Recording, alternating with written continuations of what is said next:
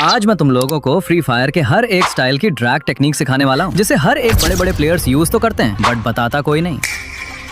चाहे बंदा mid range पे हो, लॉन्ग रेंज पे हो या शॉर्ट रेंज पे हो, चाहे बंदा मूवमेंट कर रहा हो या नूब वॉक कर रहा हो, तुम्हारी गोली फायर होने की तुरंत बाद ऑटोमेटिक हेड पे लॉक हो जाएगी। ये मेरी गारंटी है। अगर नहीं हुआ तो कमेंट में गाली दे के जाना। Uçuyor yıldızlara müptezel bayan. Sesler Adana zirveden selam. Durmak yok omi patlamaya devam. Yok bundan sonra ses kara filan.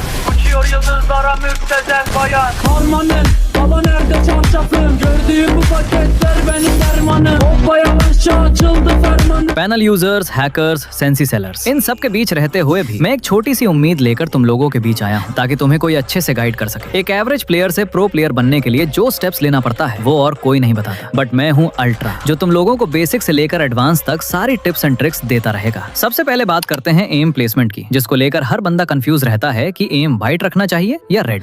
देखो, ये व्हाइट रेड वाले चक्कर में मत पड़ो, सीधा सिंपल भाषा में समझ लो। जब बंदा लॉन्ग रेंज पे हो, एम उसकी बॉडी पे रखने की ट्राई करो। जब बंदा मिड रेंज पे हो, एम चेस्ट के आसपास रखने की ट्राई करो। और जब बंदा बिल्कुल शॉर्ट रेंज पे हो, एम हेड के आसपास रखने की ट्राई करो। ट्राई करने को इसलिए बोल रहा हूँ क्योंकि मुझे भी पता है और तुम्हें भी पता है, जब फाइट होती है तो कोई भी खड़ा नहीं रहता, दोनों तरफ मूवमेंट चल रही होती है, जिसके कारण परफेक्ट तरीके से एम प्लेसमेंट नहीं हो पाता। लेकिन इसके लिए भी मेरे पास एक सॉल्यूशन है। क्या?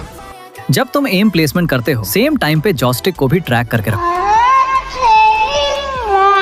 और इसको भी ट्रैक करने का एक सही तरीका है। एनिमी जिस डायरेक्शन में मूव कर रहा है, जॉयस्टिक को भी उसी डायरेक्शन में ट्रैक करो। एनिमी लेफ्ट जा रहा है, जॉयस्टिक लेफ्ट। एनिमी राइट जा रहा है, जॉयस्टिक राइट। इससे तुम्हारा एम और कैरेक्टर एक पल के लिए स्टेबल हो जाता है, जिसके कारण हेडशॉट लगने के चांसेस और भी ज्यादा बढ़ जाते हैं। बट अगर तुम्हें ड्रैग स्टाइल की कुछ सीक्रेट टेक्निक्स के बारे में ही नहीं पता, तो जितना मर्जी एम प्लेसमेंट कर लो, हेडशॉट तुम्हारा फिर भी नहीं लगने वाला। खाओ माँ कसम। बताता हूँ। लेकिन देखो, ये L save drag, U save drag, V save drag बोल के तुम्हारे दिमाग का दही नहीं करूंगा। इसको भी सिंपल भाषा में समझ लो। अगर बंदा लॉन्ग रेंज पे है तो स्ट्रेट ड्रैग करो। अगर बंदे मिड रेंज पे है तो मैटर करता है कि तुम्हारा एम किस साइड पे है। अगर एम लेफ्ट पे है तो राइट रोटेशन ड्रैग करना है, और अगर एम राइट पे है तो वो मैं नहीं बताऊंगा। तुम लोग कमेंट में बताओ कौन सा ड्रैग करना चाहिए। शॉर्ट रेंज में भी सेम लॉजिक है। अगर एम हेड के ऊपर है तो स्ट्रेट ड्रैग, अगर लेफ्ट या राइट साइड है तो रोटेशन ड्रैग, और अगर एम हेड के थोड़ा नीचे है तो फुल स्पीड से ड्रैग करना पड़ेगा।